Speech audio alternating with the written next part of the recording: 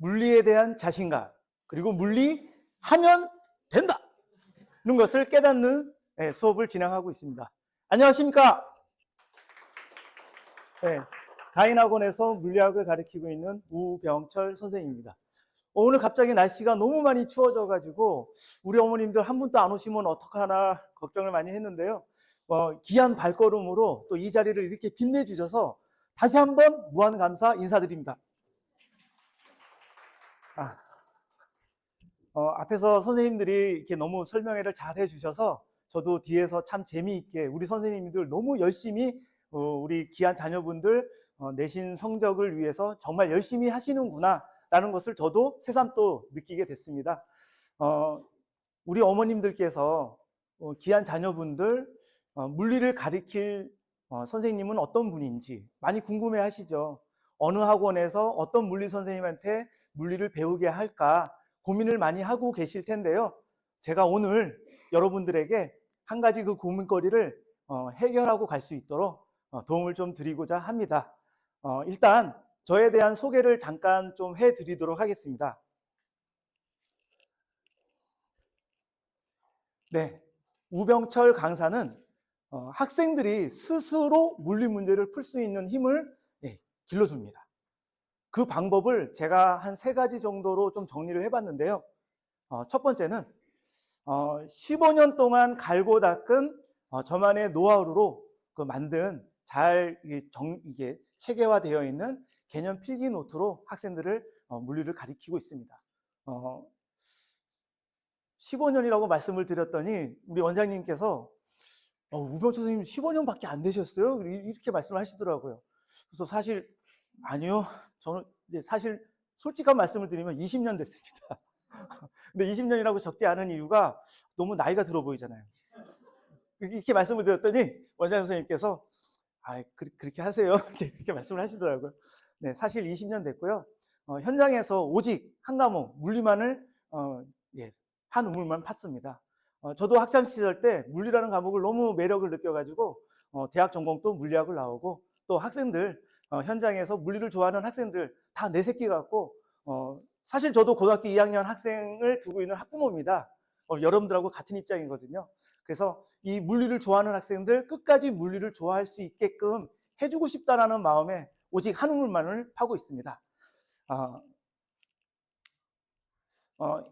물리는 총 3개 단원으로 되어 있는데 1단원이 역학입니다. 이 역학이 사실 제일 어렵죠. 저는 학생들한테 하는 얘기가 물리는 그래프와의 싸움이다 라고 얘기를 합니다. 대부분의 학생들은 물리는 그냥 공식에다가 대입을 해가지고 이렇게 막 문제만 풀면 되는 거지 라고 생각을 하는 게 쉬운데요. 그러면 일단 첫 번째 시간이 너무 많이 걸립니다. 그리고 그 물리 문제를 이해하는데도 잘 이해도 안 됩니다. 공식에다만 대입을 하면. 그래서 시험 문제는 정해져 있고 시간도 정해져 있다 보니까 그 정해진 시간 동안에 어떻게 하면 이 역학의 문제를 빠르고 쉽게 풀어내는가, 이게 관건이거든요. 그래서 저는 학생들한테 가르치고 있는 방법이 그래프를 이용을 해라. 제가 수업 시간에 문제를 풀 때 보면은 거의 대부분 80%는 역학 문제를 다 그래프로 풉니다. 최소한 공식은 좀 제외를 시키고요. 공식으로 풀어야 될 문제는 공식으로 풀긴 하지만 열의 8은 그래프로 다 풀립니다. 그러니까 학생들이 굉장히 신기해하죠. 이렇게 문제가 빨리 풀려지게 되는지.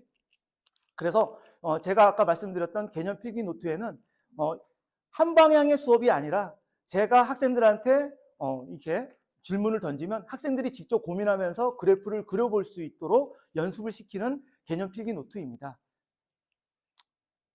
자, 그리고 2번째, 철저한 숙제 검사를 이제 하게 됩니다. 이 수학하고 물리는 굉장히 구조가 거의 흡사합니다. 그렇다 보니까 나타나는 결과가 학생들 간의 격차가 매우 크게 벌어지는 과목입니다. 그렇다 보니까 이 물리라는 과목은 체계적인 관리가 필요할 것 같아요. 그래서 자체 워크북 운영을 할 거고요. 그리고 학생들 점검을 제가 일일이 합니다. 그렇다 보니까 이 물리학은 섬세하고 꼼꼼하고 그런 1:1 첨삭이 꼭 필수적이 따르더라고요. 잘하는 학생들은 또 이렇게 문제 욕심이 많거든요. 그래서 그 잘하는 학생들은 플러스 알파로 좀 더 어려운 문제로 학생들한테 던져주면서 학생들이 계속 그 미션을 이제 완성할 수 있도록 이렇게 진행을 시키고 있습니다.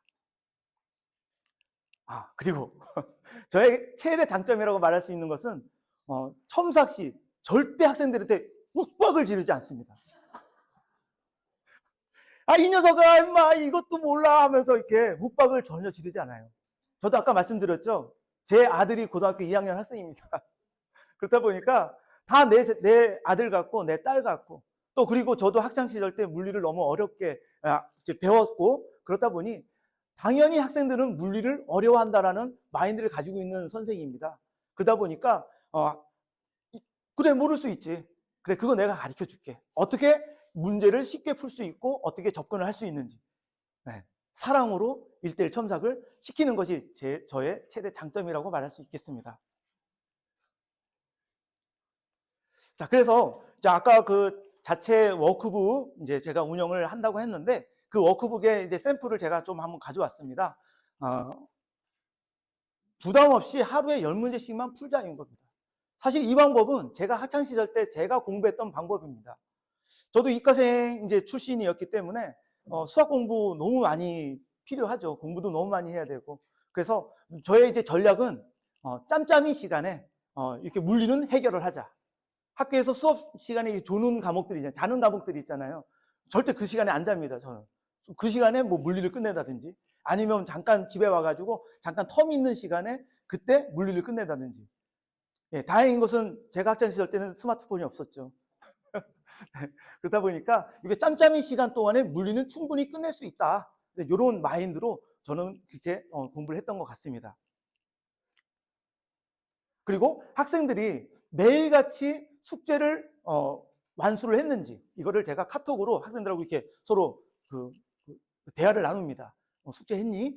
숙제한 거 나한테 사진 찍어 좀 보내줄래? 이런 식으로. 그래서 숙제를 완료한 학생들은 지금 무한 격려를 보냅니다. 너무 잘했다. 그래, 너무너무 잘했고, 또 숙제를 다 못한 학생들한테는, 이제 독려를 하게 됩니다. 그 숙제 해야지. 이거 10문제니까, 지금 조금 남았으니까, 요거 오늘까지 좀 완료를 하자. 이 학생들한테 최대한 이렇게 독려를 시키고 있습니다. 자, 그 다음에, 자, 이제 세 번째. 매 시간 모의고사 시험을 실시하게 됩니다. 문항수는 12문항이고요. 단답형 6문제, 서술형 6문제.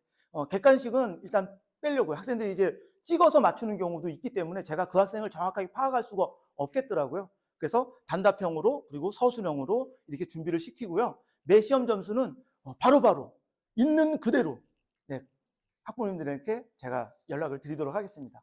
그리고 70점 미만의 학생들은 저의 최대 장점, 사랑으로 1:1 첨삭을 시키고 있습니다.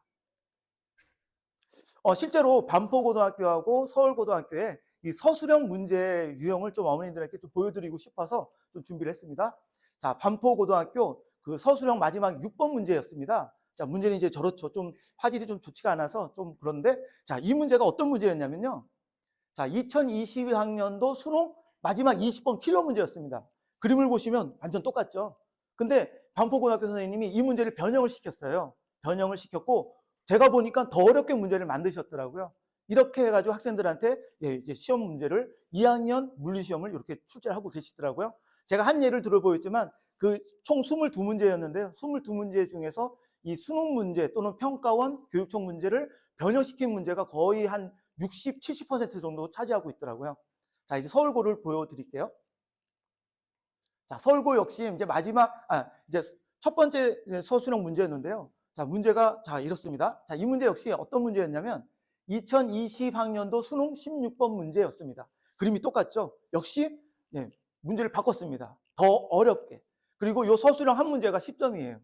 이 10점 문제 날아가면은 1등급 받기가 거의 힘들어진다는 거죠. 자, 이렇다 보니 학교에서들 이렇게 그 3학년 수능 문제, 교육청 평가원 문제들 가지고 이렇게 시험 문제를 내고 있다 보니 이 준비를 안 할 수가 없어요. 1월 달부터 이 준비를 안 하고서는 3월 달부터는 시간이 안 되더라고요. 그래서 제가 이제 매 시간에 모의고사 시험을 보겠다라는 그 시험 이제 유형인데요. 자, 문제는 제가 그 교육청 또는 수능 평가 문제를 다 가져와서 저도 문제를 다 바꿉니다. 더 어렵게 문제를 바꿔요. 그래서 문제 쪼개기를 해가지고 이 문제를 풀어나갈 수 있는 힘을 기를 수 있도록 하고 있습니다. 자, 이게 뭐 그냥 샘플로 이제 보여드린 거고요. 자, 이래서 학교 물리시험의 서술형을 어떻게 대비를 시키고 있는지 좀 잠깐 보여드렸습니다. 이제 학교별 그 중간고사, 일단 가장 중요한 것이 일단 첫 중간고사 시험 범위인 것 같아서 학교별로 좀 한번 비교 분석을 해드릴게요. 이제 반포고, 서울고를 제외한 나머지 이제 학교들을 보면, 자, 첫 번째, 1학기 중간고사 첫 시험 범위 중간고사가 1단원 역학에서 챕터 1, 2, 3, 물체의 운동, 뉴턴의 운동 법칙, 운동량, 충격량, 요 정도라면 어머님 놀라지 마세요. 반포고등학교는 이렇습니다. 대략 한 2.5배 이상입니다. 그러니까 1단원 역학이 다 들어가고요. 2단원 중에서도 또 전기력이 킬러 문제 단원이거든요. 이 부분이 이제 첫 중간고사 범위입니다. 서울고 역시 자 범위가 상당해요. 근데 특징이라면 서울고는 두 분의 선생님이 이제 들어오시는데 수업 시간에 한 분은 역학 1단원 처음부터 들어가시고 또 한 분은 2단원부터 처음 들어가세요. 그래서 두 분이 시험 문제를 출제하세요. 12문제씩. 이렇게 출제를 하시고 있는 게 특징입니다. 서울고하고 반포고 시험 난이도를 좀 한번 비교 분석을 해보려고 하는데요. 가운데 이제 저기 수능이 레벨 10으로 지금 잡아봤습니다. 반포고는 이제 8이고요. 서울고는 10입니다. 8과 10으로 나눈 이유는 일단 서울고는 그 서술형에서 난이도가 최상급입니다. 문제가 너무 어려워요. 문제를 너무 어렵게 문제를 출제하셔가지고 일단 수능하고 레벨을 똑같이 10으로 잡았고요. 반포고등학교는 물론 문제가 쉽다는 건 아니지만 서울고에 비해서 문제는 난이도는 조금 밑에 있긴 하지만 워낙 범위가 많아서 또 학생들이 준비해야 될 그것이 너무 많다 보니까 레벨을 또 이렇게 또 상향으로 잡아놓은 상태인 겁니다. 일단 두 학교의 공통점은요. 3학년들이 치르고 있는 교육청 평가원 수능 문제들이 거의 한 60, 70% 베이스로 깔고 간다는 거죠. 학교 내신 시험에서. 이게 기본 공통이고요. 자, 이제 차이점은 반포고등학교는 뭐니 해도 범위입니다. 학생들이 첫 중간고사로 준비를 해야 될 이 범위가 너무 많다는 거죠. 특히 1단원이 전체 다 들어가니까 혹시라도 중간고사를 학생들이 망쳐버리면 아예 그냥 포기를 해버린다는 얘기죠. 기말고사를. 범위가 일단 너무 살인적이죠. 그다음에 서울고는 난이도가 최상급입니다. 이렇게. 자, 이제 두 학교의 이제 실제 그 문제 그 분석을 좀 해봤는데요. 반포고등학교는 일단 중급, 하급은 일단 빼놓고요. 뭐 이렇게 중급, 상급, 최상급으로 좀 나눠봤는데 이제 중급, 뭐 열한문항 이런 식으로 이제 쭉 출제가 됐고요. 1등급 컷이 92.1점, 2등급 컷이 83.2점. 좀 점수가 높죠, 어머님? 딱 보시니까. 자, 근데 놀라지 마세요. 평균이 37점입니다. 이게 뭘 말하는 거겠어요? 물리가 극과 극이라는 얘기입니다. 중간이 없는 거예요. 극과 극. 공부를 좀 하는 학생들은 점수가 잘 나오는 거고요.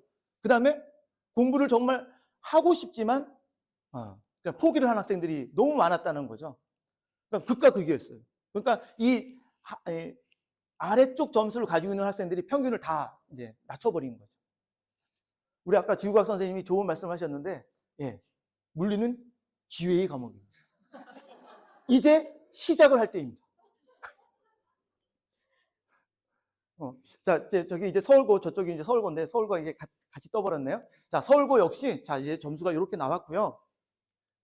1등급 컷은 85점, 2등급 컷이 79점. 반포고등학교하고 비교해보니까 좀 등급 컷이 좀 내려갔죠? 난이도가, 장난 아닙니다. 그래서 좀 등급 컷이 내려갔고요. 자, 또 놀라지 마실 것이 평균입니다.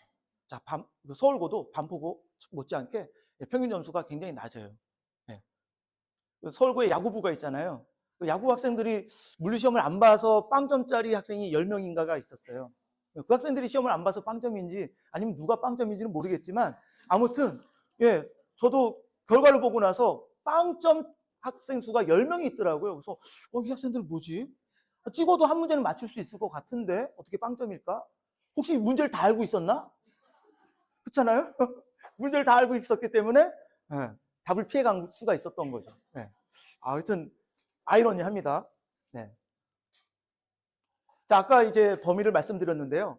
자, 일반 고등학교 이제 학생들 같은 경우는 자, 요 이제 1단원의 이 챕터 3개를 이제 3월 달부터 내신 대비를 시작을 하게 되면 보통 한 7주에서 8주가 나오거든요. 첫 중간고사 때까지. 그러면 이제 4주 정도 이제 개념 설명을 하고 나머지 4주 문제 풀이를 한다고 쳐도 이게 좀 빠듯하더라고요. 현장에서 해보면.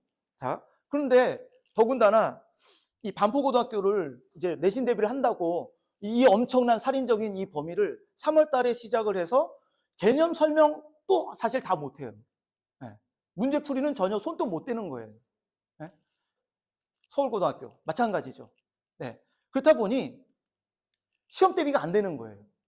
그러니까 평균 점수가 이렇게 낮아졌던 것은 예, 이 배경 때문에 그렇습니다. 3월 달에 시작을 하기 때문에 안 된다는 거죠. 학교 평균을 이게 다 낮춰버리는 거죠. 그래서 기회 과목입니다. 하면 됩니다. 좀 이런 얘기가 참 죄송한 얘기긴 하지만 깔아주는 학생이 많다는 거죠. 예. 여기 오신 우리 학부모님들의 귀한 자녀분들은 그쪽 학생들은 아닐 거예요. 저희 가인학원에 오시는 이제 학부모님이나 학생들은 이제 상위권 학생들일 테니까. 자, 그래서 반드시 예, 물리는 1월부터 준비를 해 주셔야 됩니다. 우리 어머님들께서 이 점을 꼭 숙지를 하셔가지고 우리 자녀분들한테 이 점을 꼭 좀 강조를 해주시면 감사하겠습니다. 그래서 3월부터는 이제 문제풀이로 본격적으로 실력을 향상시킬 수 있는 1등급이냐 2등급이냐 이제 요 싸움을 시킬 수 있도록 저희는 시키고 있어요. 제가 이제 겨울방학 동안에 이제 제 시간표를 잠깐 어머니들 소개를 해드렸는데요. 이제 제일 위에 있는 그 물리학 원 실전이라는 것은 이제 대상이 예비고 1 학생들이고요. 이제 여기 3시간짜리 수업입니다. 그 다음에 이제 2학년들 이제 본격적으로 이제 물리학 원 완성, 이제 물리학 킬러, 이제 이렇게 2개 반이 있는데, 물리학 원 완성은 이제 예비고 2학년 학생들이 당연히 들어야 될 것 같고요. 자, 그 다음에 예비 고등학교 1학년 학생들 중에서도 물리를 내가 최소 한 바퀴 돌았다. 그런 학생들이라면 뭐 물리학 원 완성반, 물리 전체를 지금 다루는 이제 그 수업이기 때문에 요 완성반에 들어와도 별 지장은 없을 것 같아요. 그다음에 이제 물리학 원 킬러 요 수업은 이제 물리를 선행을 한 내가 2바퀴 이상 정도 했다.